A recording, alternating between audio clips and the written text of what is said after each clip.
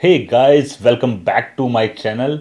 और नए साल की शुरुआत हो चुकी है, लेकिन अभी तक मेरा कोई भी इंटरनेशनल ट्रिप स्टार्ट नहीं हुआ है। लास्ट बार हम यूरोप गए थे, जो कि हमने 15 दिन में 11 देशों की राजधानियां कवर की थी। तो अभी इस साल में अप्लाई किए मैंने दो वीज़ाज। पहला वीज़ा अप्लाई किया था 29 दिसंबर को, साउथ कोरिया का, और वो मेरे पास आ गया अप्रूव होके।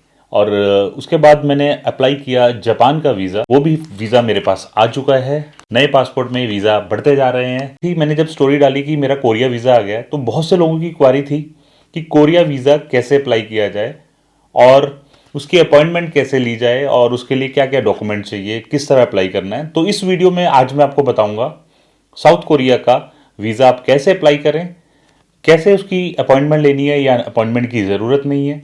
तो वीडियो के अंत तक बने रहिए, बहुत अच्छी इन्फॉर्मेशन आपके साथ शेयर करने वाला हूँ। और जिसको जापान वीज़ा के बारे में जानना है, अगले वीडियो का वेट करिए। चैनल को सब्सक्राइब कर लीजिए, बेल आइकन प्रेस कर दीजिए, ताकि जापान वीज़ा कैसे अप्लाई करना है, कैसे आता है, कितने दिनों का आता है, वो भी आपसे शेयर कर सकूँ। उसकी इन्फॉर्मेशन दूंगा मैं नेक्स्ट वीडियो में। इसमें बात करने वाला हूँ मैं साउथ कोरिया के वीज़ा के बारे में। तो आपको बताते हैं साउथ कोरिया का वीज़ा कैसे आपको अप्लाई करना है। वीएफएस की साइट पे जाते हैं www.vfsglobal.com पे। तो साउथ कोरिया के लिए जो वीज़ा है, आपको उसके लिए कोई भी अपॉइंटमेंट नहीं लेनी होती है। आपको अपना सिर्फ एप्लीकेशन फॉर्म भरना होता है। एप्लीकेशन फॉर्म भरने के बाद आपको सारे डॉक्यूमेंट्स, जिनकी लिस्ट मैं आपको बताऊंगा, और डॉक्यूमेंट्स को लेके आपको सीधा किसी भी वर्किंग डेज पे, क्लोज नहीं होना चाहिए, आप वीएफएस की छुट्टियां चेक कर सकते हैं। वीएफएस की साइट पर 9 से 1 के बीच में जाके आप खुद वीज़ा की एप्लीकेशन सबमिट कर सकते हैं। तो इसके लिए आपको कोई भी प्री अपॉइंटमेंट लेने की ज़रूरत नहीं है। तो मैं आपको अब ले चलता हूँ स्क्रीन पर, जहाँ पर मैं आपको स्टेप बाय स्टेप गाइड करता हूँ कि वीएफएस की साइट पे जाकर कैसे आप चेक कर सकते हैं वीज़ा की एलिजिबिलिटी, क्या क्या डॉक्यूमेंट रिक्वायर्ड हैं, फॉर्म कहाँ से भरना है, और कौन कौन सा फॉर्मेट होना चाहिए। लाइक सैलरी स्लिप का हो गया, जॉब का लेटर देना है, कंपनी का लेटर देना है।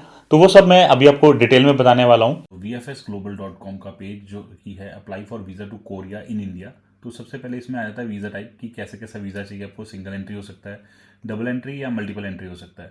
और अगर आप 5 से ज़्यादा एप्लीकेंट हैं या एप्लीकेंट और ट्रेवल एजेंट हैं, तो आपको प्री इंटीमेशन देनी पड़ेगी वीएफएस बिफोर सबमिशन। एक या दो जने डायरेक्ट जाके भी सबमिट कर सकते हैं। इंडिविजुअल एप्लीकेंट या फिर रिप्रेजेंटेटिव का टाइम है 9 से लेके 1 बजे तक, और ट्रैवल एजेंट का टाइम है 9 से लेके 12 बजे तक। अब वीज़ा टाइप हम अगर सेलेक्ट करते हैं यहाँ पर देखने के लिए, तो वीज़ा टाइप हमें लेना है टेम्परेरी विजिट का। टेम्परेरी विजिट पे आते ही इसके बारे में आ जाता है कि टूरिज्म और transit, visiting relative, conference, cultural art और कॉमन ट्रेनिंग के लिए होता है। आगे इसकी वीज़ा फीस भी आ गई। शॉर्ट टर्म के लिए 2800 रुपये है, लॉन्ग टर्म के लिए 4200 रुपये हैं, डबल एंट्री के लिए 49, मल्टीपल एंट्री के लिए 63। तो ये सारी आप देख सकते हैं। डॉक्यूमेंट की क्या क्या रिक्वायरमेंट है वो आ गई। तो अभी हम देखते हैं टूरिस्ट वीज़ा की डॉक्यूमेंट की क्या क्या रिक्वायरमेंट है। तो यहाँ पर क्लिक करते हैं तो एक पेज खुल जाता है जिसमें सारे डॉक्यूमेंट्स हैं। ओरिजिनल पासपोर्ट चाहिए 6 मंथ की वैलिडिटी के साथ, recently taken 2 passport size photograph, duly filled visa application form by applicant with blue और black pen in block letters, occupation proof या एम्प्लॉयमेंट प्रूफ चाहिए, सैलरी स्लिप 1 साल की चाहिए। ये देखने वाली बात है, क्योंकि यूजली जो यूरोप में 3 या 6 महीने की सैलरी स्लिप मांगते हैं, इन्होंने 1 साल की सैलरी स्लिप मांगी है। और फोटो कॉपी चाहिए income tax return, ITR. ITR का ये पहला पेज लेते हैं, कंप्यूटेशन नहीं लेते हैं। अगर आपकी कंपनी है, फर्म है, तो आपको 3 साल की देनी पड़ेगी। रिसेंट 6 महीने की बैंक स्टेटमेंट चाहिए, जो कि फोटोकॉपी या ओरिजिनल कुछ भी हो सकती है, लेकिन बैंक से स्टैंप और साइन होनी चाहिए। कंपनी का रजिस्ट्रेशन नंबर चाहिए आपको, बिजनेस प्रोफाइल डिटेल चाहिए, हेल्थ कंडीशन फॉर्म भरा होना चाहिए। दोबारा से वीजा फीस 2800, एक्सप्रेस की 4900, VFS charges 1380, courier charges 550, form filling charges 130। तो इसमें सारी डिटेल बताई हुई है उन्होंने। आगे हम नेक्स्ट जाते हैं। फोटो की स्पेसिफिकेशन तो आप देख सकते हैं, जो आम फोटोग्राफ सभी में यूज होती है वही है। प्रोसेसिंग टाइम उन्होंने लिखा है कि दिल्ली में 10 वर्किंग डेज का है, कलकत्ता में 12 वर्किंग डेज का है मिनिमम। और आगे जाते हैं तो डाउनलोड कर सकते हैं हम फॉर्म। जैसे अगर हमने वीज़ा एप्लीकेशन फॉर्म भरना है तो यहाँ क्लिक करेंगे। डेक्लेरेशन फॉर्म लेना है एप्लीकेंट का, तो यहाँ पे क्लिक करेंगे। बिजनेस प्रोफाइल के लिए यहाँ क्लिक करेंगे। जैसे मैं अभी क्लिक करता हूँ तो ये पेज ले जाता है मुझे कोरिया की साइट पे, जिसको कोरिया वीज़ा पोर्टल बोलते हैं। इस तरह खुल जाती है ये, और ये कोरियन लैंग्वेज में। तो यहाँ पर ऊपर जाके क्लिक करेंगे इंग्लिश, तो ये इंग्लिश में खुल जाएगा। तो अब मैं बताता हूँ आपको कि कोरिया का वीज़ा जो एप्लीकेशन फॉर्म है वो कैसे फिल करना है। अब बात करते हैं ई फॉर्म की, कि ई फॉर्म को कैसे भरना है। तो यहाँ पर जो है आप जब क्लिक करेंगे ऊपर डिप्लोमेटिक ऑफिस पे, जैसे ही नया पेज खुल जाएगा, कंट्री नेम सर्च करना आपने इंडिया, INDI इंडिया, और इसको जब आप सर्च करते हैं तो 3 ऑफिसेज खुल जाएंगे यहाँ पर। अगर आप चेन्नई में तो चेन्नई वाला डाल लीजिए, अगर मुंबई में मुंबई वाला, otherwise Korean embassy in India ये मैंने डाला और यहाँ पर आ गया। टूरिस्ट वीज़ा जो है, स्टेटस ऑफ स्टे हम डालते हैं यहाँ पर टूरिस्ट ट्रांजिट B2। अगर कोई इन्वाइटिंग कंपनी है तो यस करिए, उसकी डिटेल भरिए, नहीं है तो नो कर दीजिए। आगे हम चलते हैं, यहाँ पर हमने फ़ोटोग्राफ अपलोड करनी है तो फोटोग्राफ यहाँ सर्च किया, फ़ोटोग्राफ जैसे ये मेरी पड़ी हुई है तो मैंने यहाँ डाल दी। अब ये फैमिली नेम मतलब आपका, मैं कुछ भी डाल रहा हूँ, आप अपना अपने हिसाब से डालिए। मैं तो सिर्फ इसको फॉर्म को फिल कैसे करना है वो बताने के लिए आपको डाल के दिखा रहा हूँ। डेट ऑफ बर्थ डाल देनी है आपने,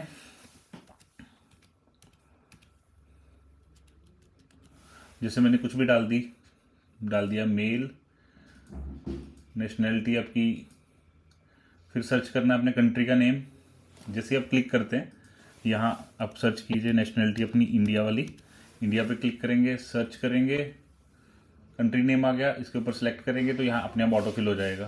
तो अब आइडेंटिटी नंबर में आप अपना आधार कार्ड डाल दीजिए, जैसे मैं कुछ भी डाल रहा हूँ। अगर कोई और नाम यूज़ करते हो तो अब लिख दीजिए, नहीं तो नो। अगर किसी और कंट्री के सिटीजन हो तो यहाँ पे लिख के उसको नेशनलिटी लिख दी, नहीं तो नो।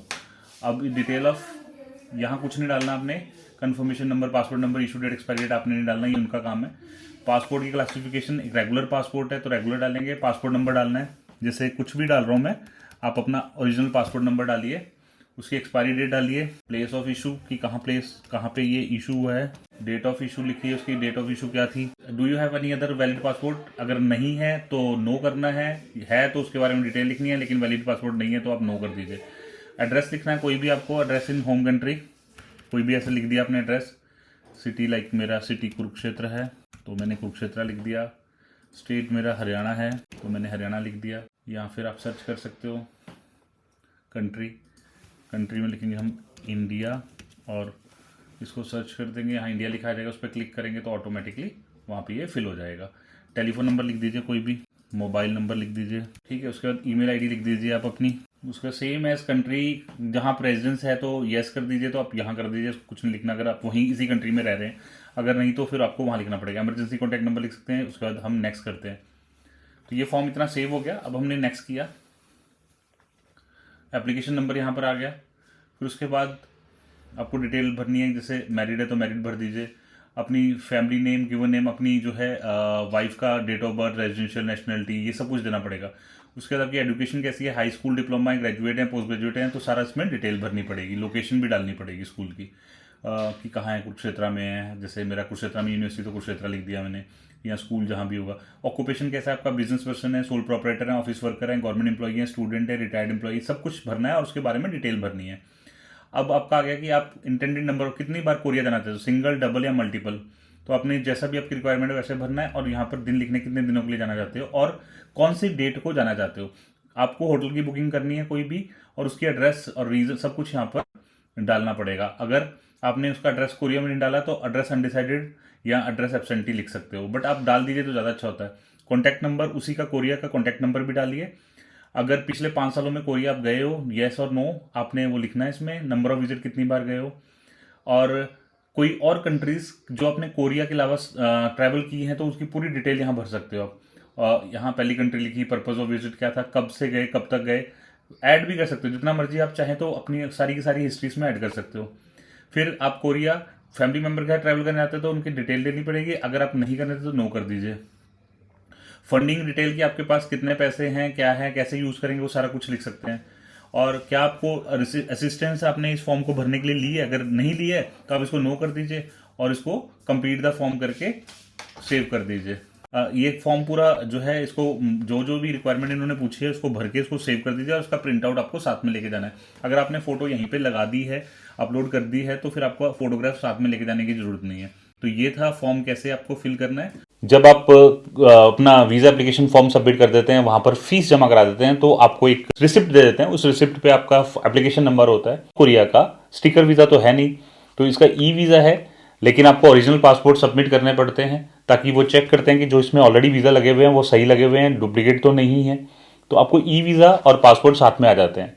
लेकिन अगर आपका किसी कारणवश वीजा नहीं लगता है तो आपका पासपोर्ट आता है और पासपोर्ट के बैक साइड पर एक डिजिट लिखी होती है उन्होंने यहाँ पर लास्ट पेज पर, जहाँ पर आपका एड्रेस का कॉलम है उससे एक पेज पहले कुछ डिजिट सी लिखी होती है जब आपका पासपोर्ट का जो आपका वीज़ा अगर रिजेक्ट हो जाता है।